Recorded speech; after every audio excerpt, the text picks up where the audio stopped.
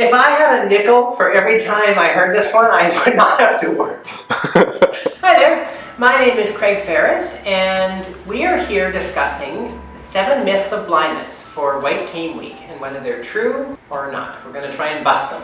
Okay, the first myth is that if someone can't see you very well, they probably can't hear you either. So you better shout. Oh yes, I've heard this one lots. It's generally not true. Usually people that can see think that blind people cannot hear well, but in fact, unless they also have hearing loss, we tend to use our hearing more than the average sighted person, and so we're very used to hearing. So if you're shouting at me like this, I might shout back at you just to be silly, but really you can just usually talk at a nice normal voice. Myth number 2. People who can't see are compensated with supersonic hearing and other enhanced abilities.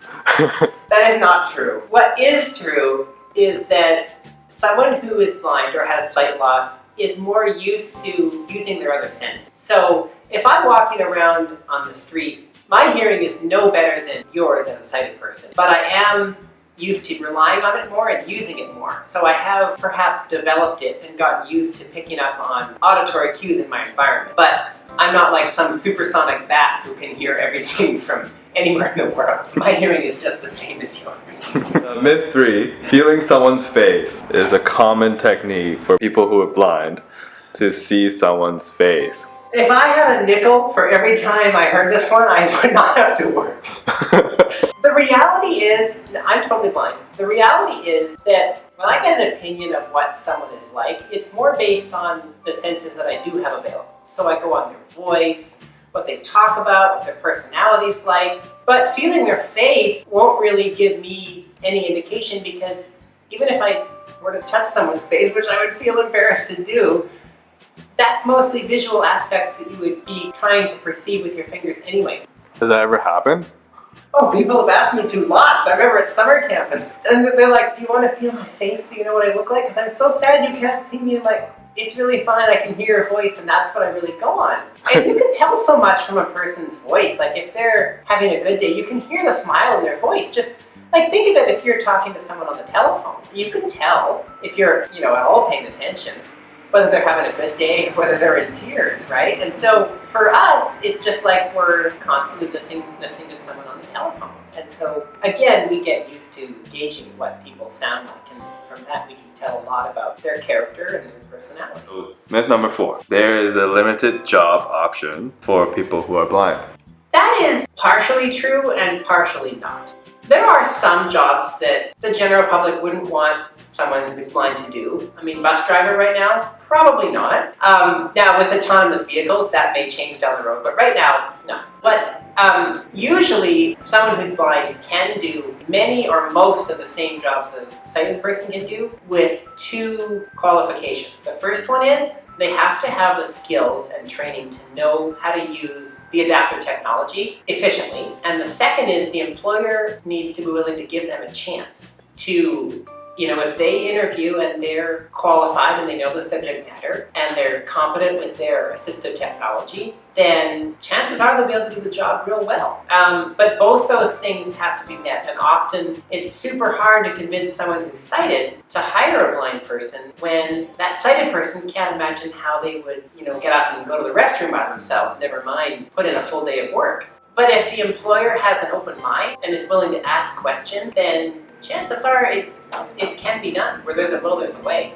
So myth 5. People who are blind cannot live independently. That's okay. And yes, I've heard this one a lot too. Again, it's not true. Once the blind person has had training to know how to get around by themselves, to know how to get to the grocery store, cook and clean, and use technology on their own. I know, so many blind people all over Canada and the United States who live totally on their own. I live on my own. I live on a sailboat, and I haven't fallen in the water yet.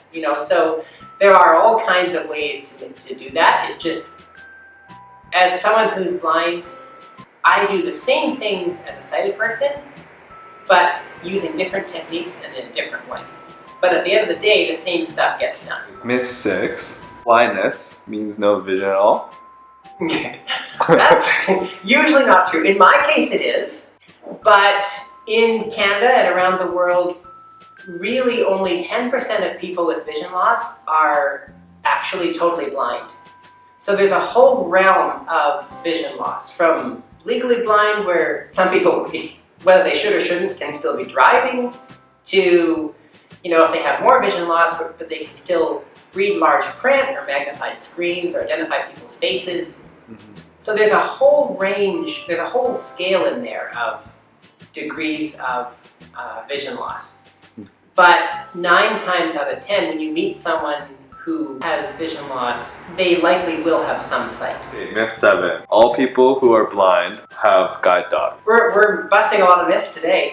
No, a lot of people do. A lot of people don't. And guide dogs are a wonderful way to get around independently. And using the white cane is a wonderful way to get around independently.